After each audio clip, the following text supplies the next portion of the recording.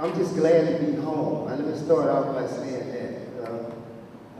This legislative session was one of the most difficult ones for me.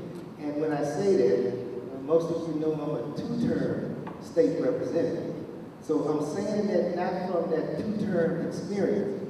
I'm saying that from the experience of my years in education. Let me just summarize that again for many of you that forgot. 15 years on the Rapides Parish School Board, 24 years working as a union representative for the Louisiana Federation of Teachers. Each of those years, in each of those job responsibilities, I had to go before the legislature and lobby on behalf of educational issues. So even though I'm in my second term, it's not my second term worth of legislative experiences. And so when I say this was the most difficult one of any that I've seen, I can't express that enough. I've been fortunate to become chairman of the Labor and Industrial Committee, one of two minority chairmen that's on the House side. And oftentimes I was criticized or teased by my peers that they didn't know how long I was going to be chairman, because some of the issues that I was going to vote on, I could have very easily been ousted as a chairman. But I informed most of those that were teasing me, the furniture that I had in my office was folding furniture. You could leave at any time. Those of you that play dominoes or card games, you know, the folding chairs, put them under your arms and you're out of there. But I want to just talk about education briefly. Representative Johnson is going to follow me and talk about the quizzes, and then certainly we're going to answer questions from you. But I don't think many citizens in our state understand the breadth of the changes in public education that's going to hit us in the foreseeable future. Now, there are going to be challenges, and many of those challenges have been filed. And I think with a lot of merit, some of the district courts are going to have to rule on behalf of those teacher organizations and the school board when it policies.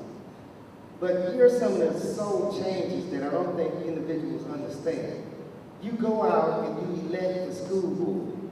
The citizens in any community throughout the state have a chance to put individuals on a school board to be their eyes and ears, the caretaker of public education within their local community. That's what we've had before. Starting July 1, not next year, not the year after, starting July 1 of next month, the game changed. Here's some of the things that you see. In the Act 1 and Act 2, vouchers and changing the school board authority. The Rapides Parish School Board starting July 1 will not be able to deal with employee issues in any form or fashion. So if you bump into a school board member after July 1 and want to talk about your daughter just graduated in education from LSU, and you would love to have a letter of reference from someone, don't talk to any school board members about that. The superintendent, the local superintendent, will have sole authority in hiring all personnel attached to this system. There are roughly 3,600 employees in the Rapides Parish school system. All of those employees fall under his jurisdiction. And I know in some of your minds saying, hey, that's the way it ought to be. Well, also, if he hires them all, he can fire all of them.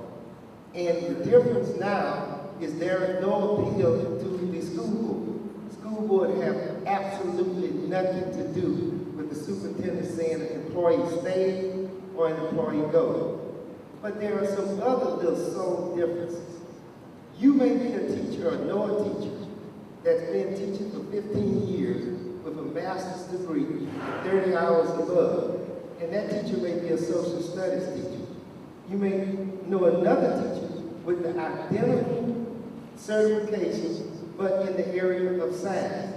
The superintendent now can pay the teacher in science $5,000 or more, more than a teacher with a master's, 30 hours above in social studies.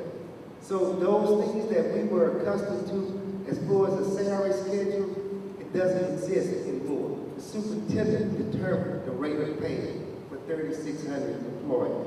That's the power that they have. Solely in the bill, and no one talks about it. The superintendent now, the local superintendent that's under contract, working for the Rapides Parish School Board or the Falls Parish School Board or the Grant Parish School Board, starting on July 1. Even though that person is under contract to that local school system, that superintendent is evaluated by the state superintendent. That's the person that will decide whether or not the superintendent keeps his or her job. But if the state superintendent is the evaluator of the local superintendent, then we all know what that means, because the state superintendent is appointed by the governor. So in other words, the governor will have authority on every local school system in the state of Louisiana. And so those of us that advocate, hey, we don't want the federal government dictating what we need, what needs to happen locally, well, you're going to get the state government dictating what's going to happen locally. Those are some things that you need to pull out Act 1, Act 2, and look at those bills, because it's outrageous to take public money and use it for private school education. That's unconstitutional, and I think that the courts are going to find that to be that way.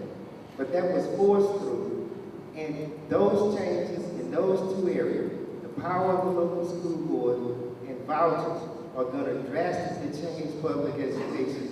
It's going to drain local school systems of badly needed dollars for them to operate. In the long run, have the effect of closing down many schools that we've been accustomed to in our local school system.